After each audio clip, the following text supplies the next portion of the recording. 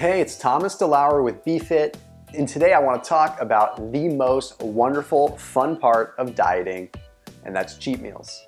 Because we have to face it, we are not machines and we're not going to stick to a boring, bland diet all the time.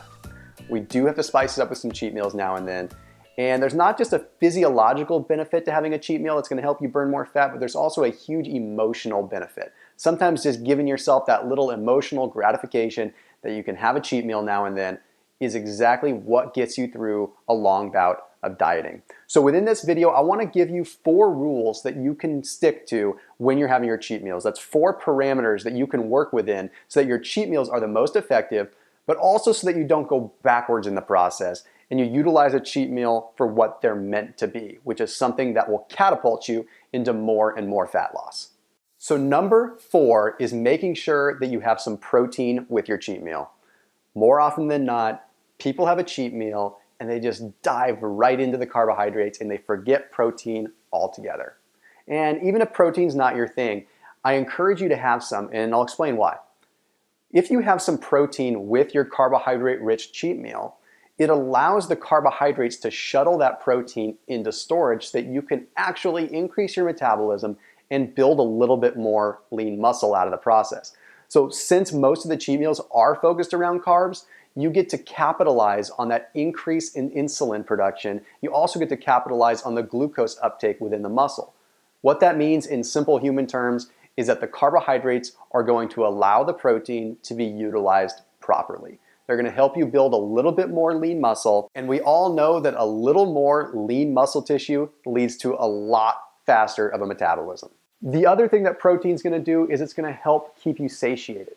It does tend to fill you up, and it does tend to make it so that you're less apt to eat more of the carbohydrates on your cheat meal. So there's a twofold benefit to adding protein to your cheat meal.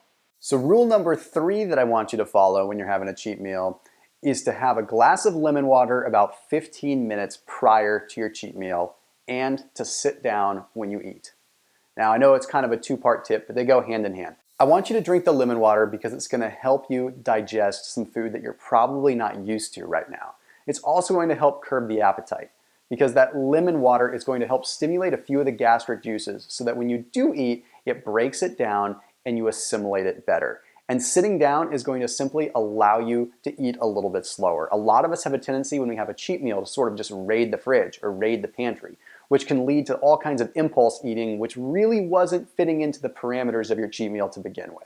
So drink a little bit of lemon water, sit down and relax and enjoy your cheat meal.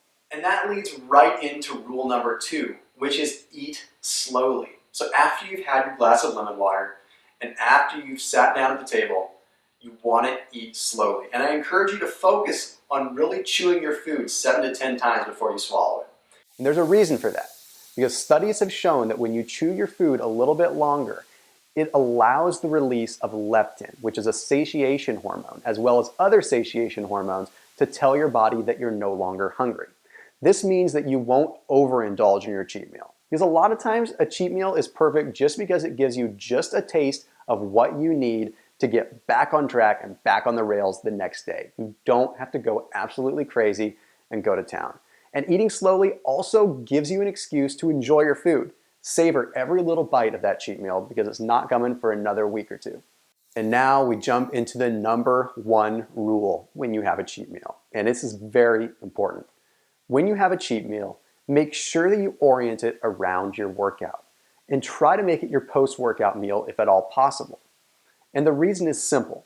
When you're done working out, your insulin sensitivity is high, and your body is much more apt to absorb the nutrients that you eat. It's going to withdraw some of the positive nutrients out of that possibly not so healthy cheat meal and at least give you a little bit more of a benefit that might even allow you to burn some fat in the process. But the trick is when you do your workout, it has to be a resistance training workout and possibly some cardio that's at least 70% of your maximum heart rate. The reason that you do that is you want your body to utilize carbohydrates when you're working out. You see, if you just do traditional cardio, your body isn't really running on carbohydrates. But if you do some resistance training or maybe a little bit higher intensity cardio, that means that your body has been utilizing carbohydrates for that workout, which means when you're done with your workout, you can get away with a little bit more in the way of a cheat meal. But the other reason, and this is the most important reason why you want to work out before you have your cheat meal, is to not stir up old habits. So many of us got in the habit of eating cheat meals or eating junk foods and then sitting around and doing nothing. Honestly, that was how I ended up at 280 pounds. I would eat the food like I was working out, but then never work out. So the goal here is to start a new pattern and to convince yourself and train yourself that if you're going to have that cheat meal, you're going to work for it, or vice versa. You go to the gym, you work hard, and you train hard because you know that afterwards you're getting a cheat meal and you want to earn that cheat meal. And when we're setting up a reward system like this, it is critical. So there you have it. You've got 4 easy rules to follow when you have your cheat meals. So you've dived right into this diet and now you know exactly what you can do to make sure that you don't go outside those parameters of the diet. We have to remember so much of this is a mental game. And if you're not giving yourself those micro rewards with cheat meals, it can be very, very difficult to stick to a diet. But you do have to remember, you have to put some policy in place so that you don't go overboard. So thanks for watching. I'll see you in the next video here on BeFit.